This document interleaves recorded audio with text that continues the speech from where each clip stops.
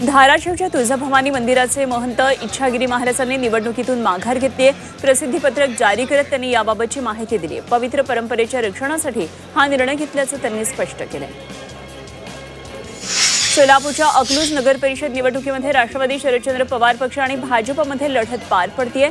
भाजपने आक्रमकपणे प्रचाराला सुरुवात केली तर मोहिते पाटील मात्र आजवर केलेल्या विकासाच्या जोरावर मतं मागताना दिसतात।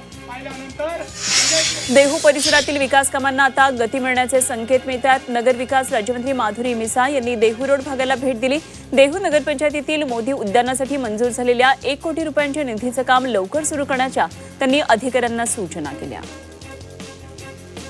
पुण्यातल्या चाकणमध्ये राष्ट्रवादीने कंबर कसली आहे। चाकणमध्ये राष्ट्रवादी काँग्रेस पक्षाने भाग्यश्री वाडेकर यांना नगराध्यक्षपदाची उमेदवारी दिली तर या ठिकाणी प्रचारालाही सुरुवात झाली आहे।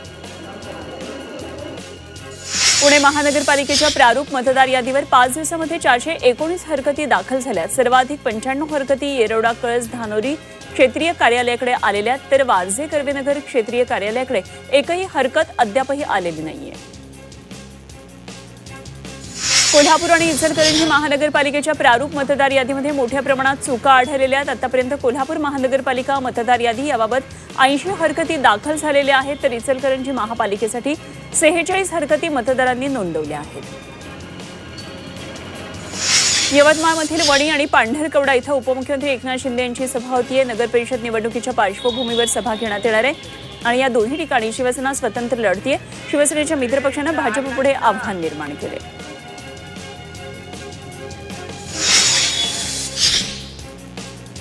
वाशीमध्ये नगरपरिषद निवडणुकीच्या पार्श्वभूमीवर निवडणुकीच्या तयारीला वेग आलाय। मतदान अधिकाऱ्यांना ईव्हीएम हाताळणी तंत्र, मॉक पोलची पद्धत, सेलिंगची प्रक्रिया तसंच सुरक्षा प्रोटोकॉल यांची सविस्तर माहिती देण्यात आली आहे। जिल्हाधिकारी यांनी प्रशिक्षण सत्राला भेट देत संपूर्ण तयारीचा आढावा घेतला। नाशिक महापालिकेने 6 विभागात 31 पथकांची नियुक्ती केली आहे। शहरातल्या 31 प्रभागांच्या मतदार यादीतील घोळ हा निवारण्यासाठी या पथकांची नियुक्ती करण्यात आली आहे। प्रत्यक्ष स्थळ पाहणी करण्यावर भर द्यावा अशा सूचना यावेळी मनपा आयुक्तांनी दिल्या।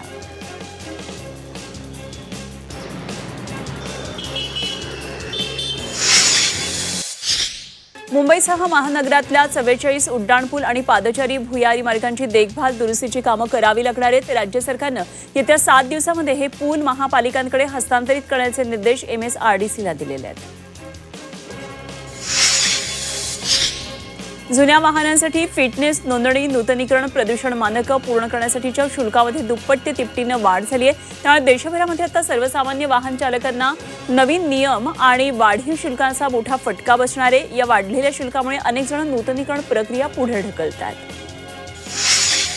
मुंबईमध्ये 1,500हून अधिक सार्वजनिक शौचालयांची उभारणी करण्यात आली आहे। झोपडपट्ट्यांमध्ये स्वच्छता सुविधा अधिक मजबूत करण्यासाठी महापालिकेने मोठा निर्णय घेतलाय। याचं प्रचालन आणि देखभाल स्थानिक CBO मार्फत करण्यात येते। राज्य सरकारनं अधिसूचित केलेल्या वनक्षेत्रापैकी केवळ 54% क्षेत्राला औपचारिक आरक्षित वन असा दर्जा देण्यात आला आहे। त्यामुळे मोठ्या प्रमाणातील जमीन कायदेशीर आणि संरक्षणात्मक अनिश्चिततेत अडकून पडली आहे। आरक्षित वनाचा दर्जा देण्याची प्रक्रिया मंदावली आहे। राज्यातील 1,800 भजनी मंडळांना प्रत्येकी 25,000 रुपयांचं अनुदान मंजूर करण्यात आलं आहे। राज्य सरकारनं एक GR जारी केला आहे। यामध्ये भजनी मंडळांना साहित्य खरेदी करण्यासाठी अनुदान देण्यास मान्यता देण्यात आली आहे। रशियातून भारतात होणारी खनिज तेलाची आयात नीचांकी पातळीवर येणार आहे। पश्चिमी देशांनी रशियावर टाकलेल्या निर्बंधांमुळे तेल शुद्धीकरण कंपन्यांनी रशियातून खनिज तेलाची आयात कमी केली आहे। युक्रेन युद्धामुळे ब्रिटन, युरोपीय समुदाय आणि अमेरिकेनं रशियावर निर्बंध लादलेत।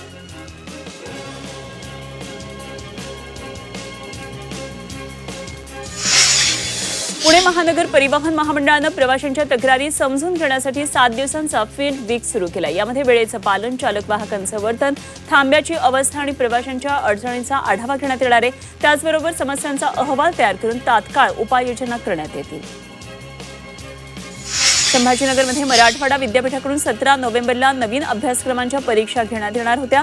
मात्र परीक्षेच्या 1 दिवस अगोदर आणि परीक्षेच्या दिवशी 46 महाविद्यालयांनी 7,500 परीक्षेचे अर्ज दाखल केले। त्यामुळे या परीक्षा पुढे ढकलण्यात आल्या आणि या महाविद्यालयांवर दंडात्मक कारवाई करण्यात येणार आहे।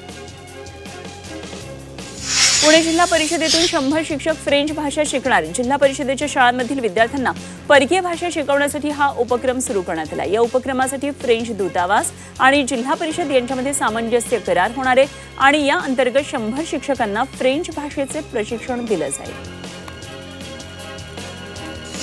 पीएमपी बसमध्ये पुन्हा वॉकी टॉकी प्रणाली आता सुरू होणार आहे. तब्बल 18 वर्ष बंद असलेली पीएमपीची ही वॉकी टॉकी यंत्रणा आता पुन्हा सुरू करण्याचा निर्णय प्रशासनानं घेतलाय आणि मोटोरोला कंपनीचे उच्च दर्जाचे संच बसमध्ये बसवले जाणार आहेत. त्यामुळे चालक वाहकांना कंट्रोल रूमशी थेट संपर्क साधता येईल. तर बस ब्रेकडाऊन, अपघात किंवा तांत्रिक अडचण आली तर त्वरित मदतही मिळेल. कल्याणमध्ये रस्त्यावर उभे असलेल्या एका दुचाकीमध्ये अचानक साप शिरला. सर्पमित्र संदीप पंडित यांनी तात्काळ या सापाची गाडीतून मुक्तता केली. त्याला सुखरूप नैसर्गिक अधिवासात सोडण्यात आलं. राज्यात वाहतूक नियमांचं उल्लंघन करणाऱ्यांवर कारवाईची मोहीम हाती घेण्यात आली. या अंतर्गत 13,57,000 वाहनांची तपासणी केली आणि यापैकी 4,34,000 चालक हे दोषी आढळले. त्यांच्याकडून 260 कोटींचा दंड वसूल केला. राज्यातील कनिष्ठ न्यायालयांच्या इमारतींची दुरवस्था झाली आहे. त्यामुळे हायकोर्टानं सार्वजनिक बांधकाम विभागाला सुनावलंय. राज्यातल्या न्यायालयांची जरा अवस्था पहा असं फटकारत न्यायमूर्ती यांनी सरकारला खडे बोल सुनावले. माझगाव आणि वरळी परिसरातील हवा गेल्या 2 आठवड्यांपासून सातत्यानं वाईट श्रेणीमध्ये नोंदवली जाते. रात्रीच्या वेळी या भागातील हवेची गुणवत्ता आणखी खालावत असून ती अति वाईट श्रेणीमध्ये पोहोचते. परिसरातील विकास कामं, औद्योगिक धूळ, बांधकामातून उडणारी माती, धूर आणि वाहतुकीचा मोठा ताण यामुळे प्रदूषणाची पातळी सातत्यानं वाढतेय. अमरावतीमध्ये लग्न सोहळ्यात नवरदेवाचा हृदयविकाराच्या झटक्यानं मृत्यू झाला. लग्नानंतर अवघ्या अर्ध्या तासामध्ये नवरदेवाला हृदयविकाराचा झटका आला. त्यानंतर त्याला तातडीनं रुग्णालयामध्ये दाखल केलं असता डॉक्टरांनी त्याला मृत घोषित केलं. गोंदियात घरफोडी करणाऱ्या आंतरराज्यीय टोळीला अटक करण्यात आली. या अज्ञात चोरट्यांनी घरफोडी करून 1.5 लाख रुपयांचा मुद्देमाल लंपास केला. या प्रकरणात आरोपींना ताब्यात घेतलं असून त्यांच्याकडून मुद्देमाल हस्तगत करण्यात आला. पालघरमध्ये ऑलिव्ह रिडले या प्रजातीच्या कासवावर उपचार करून त्याला समुद्रात सोडण्यात आलं. या कासवाचं नाव पालघरमधल्या स्वर्गीय मानद वन्यजीव रक्षक धवल कंजारा यांच्या नावानं धवल लक्ष्मी असं ठेवण्यात आलेलं आहे. तर या कासवाला GPS सॅटेलाइट टॅगही लावण्यात आलेला आहे. पिंपरी चिंचवड शहरातील पाणीपुरवठा उद्या बंद असणार आहे. मेट्रोच्या कामानिमित्तानं पाणीपुरवठा करणारी वाहिनी स्थलांतरित करण्यात येणार आहे आणि या कामामुळे शहरातील पाणीपुरवठा बंद असेल. त्यामुळे नागरिकांना पर्यायी व्यवस्था करण्याचं आवाहन करण्यात आलं आहे.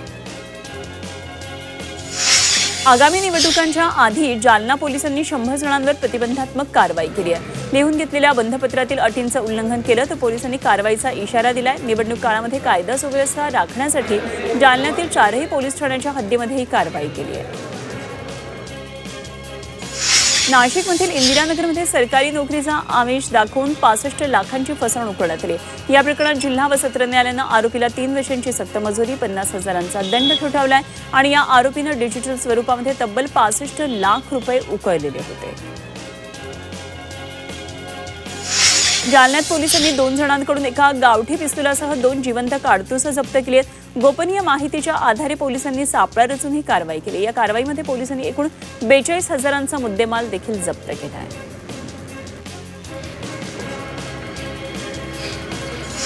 रेल्वेमधून विना तिकीट प्रवास करणाऱ्यांवर कारवाई करण्यात आली. या कारवाईमध्ये प्रवाशांकडून 141 कोटींचा दंड वसूल करण्यात आलाय. मध्य रेल्वेनं पुणे, मुंबई, भुसावळ, नागपूर, सोलापूर या विभागामध्ये ही कारवाई केली आहे. मुंबईत मुलींचं अपहरण करणाऱ्या टोळीला अटक करण्यात आली आहे. टोळीनं 5 वर्षाच्या एका मुलीचं अपहरण करून तिच्या विक्रीचा प्रयत्न केला होता. वाकोला पोलिसांकडून 4 आरोपींना अटक करण्यात आली आहे. रायगड जिल्ह्यातल्या न्हावेलीतून मुलीची सुटका केली. कर्जत तालुक्यातल्या नेरळमध्ये एकावर गोळीबार करण्यात आला. सचिन भवर या व्यक्तीवर एकानं गोळीबार करून ठार मारण्याचा प्रयत्न केला. सुदैवाने यामध्ये सचिन थोडक्यात बचावला. दुचाकीवरून 2 अज्ञात व्यक्तींनी येऊन सचिनवर 2 गोळ्या झाडल्या. अहिल्यानगरमध्ये महावितरणचा तांबे धातू चोरणाऱ्या टोळीला अटक केली. टोळीकडून 1 लाखांचा तांब्याचे धातू आणि इतर मुद्देमाल जप्त करण्यात आला. चोरी करत पोलिसांनी या 5 जणांना चोरी करताना रंगे हात पकडलेले आणि त्यांच्यावर आता गुन्हा दाखल केला. जालन्यामध्ये 6,500 थकबाकीधारकांना महापालिकेनं नोटीस बजावली। थकीत कर वसूल करण्यासाठी या थकबाकीधारकांना नोटीस बजावण्यात आली। महानगरपालिकेची निर्मिती होऊन 2 वर्षे उलटलीत आणि तरीही महापालिकेचं उत्पन्न अजूनही कमीच आहे। पिंपरी चिंचवड पोलिसांनी देहविक्री व्यवसायाविरोधात धडक कारवाई केली आहे। 11 महिन्यामध्ये देहविक्री व्यवसाय चालू असलेल्या 26 ठिकाणी छापा टाकण्यात आला। यामध्ये 43 आरोपींना अटक केली आहे। 55 महिलांची सुटका केली आहे। पालघरमधल्या सातिवली उड्डाणपुलाजवळ वांदणी नदीवरच्या पुलाचा पेडेस्ट्रल स्टोन फुटला। त्यामुळे हा पूल वाहतुकीसाठी धोकादायक झालाय। तरी या पुलावरून अवजड वाहतूक सुरू असल्यामुळे पुलावर दुर्घटना घडण्याची शक्यता आहे। त्यामुळे या पुलाच्या दुरुस्तीचं काम करण्याची मागणी करण्यात आली आहे।